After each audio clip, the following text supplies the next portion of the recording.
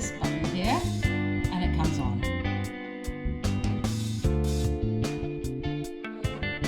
When the Thermomix has booted up, you are faced with a screen that has 3 circles on it, and these circles are time, temperature and speed.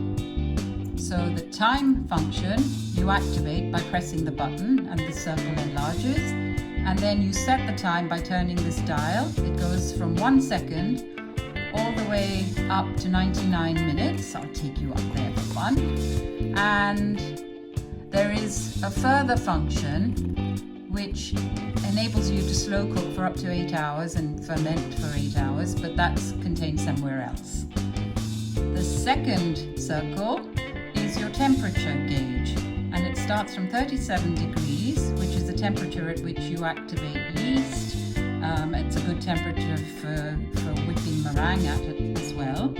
And it goes all the way up to 100, 105, 110, 115, 120, which is at the temperature at which you'd saute. And then one further is called varoma, which is the steaming temperature, and that means that it creates for you 100 degrees of steam.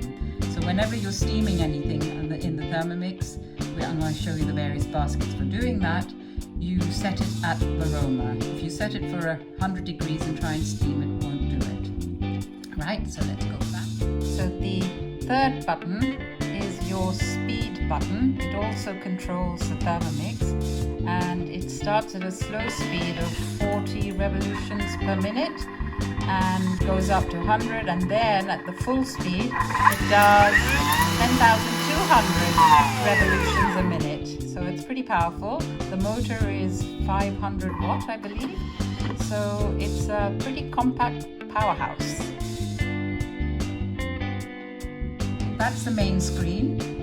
You have here a main menu, and that takes you to the various settings, and you can see here settings. You can set the language, the country and region in which you are. You connect your Wi-Fi for CookieDoo, which we won't be doing right now. It gives you all the details of your CookieDoo account. You get a 6-month free subscription. You can set the different sounds that you like in the Thermomix, and the brightness display. You can carry on, and you'll find there's a transportation mode, which is the mode at which you would lock the arms of the Thermomix. I'm going to show you that a bit later.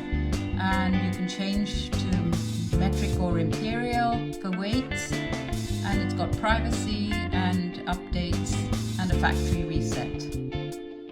So let's come out of that, and I'll show you back to the main screen. If you swipe to the left, it takes you to various other functions that are available on the Thermomix. For now, I'm just going to tell you about 3. The scales. Thermomix has built-in scales.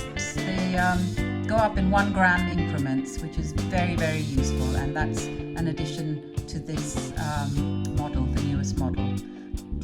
Close the scales by pressing the button to shut the window down, and then we've got the kneading function, which mimics kneading by hand, by the blade going around 5 times one way and once in reverse. And what would take you 10 minutes to knead will take you 2 minutes in the Thermomix. So that's a really brilliant function to go back to the main functions again by swiping. And then you've got the turbo function, which I'll go into detail later.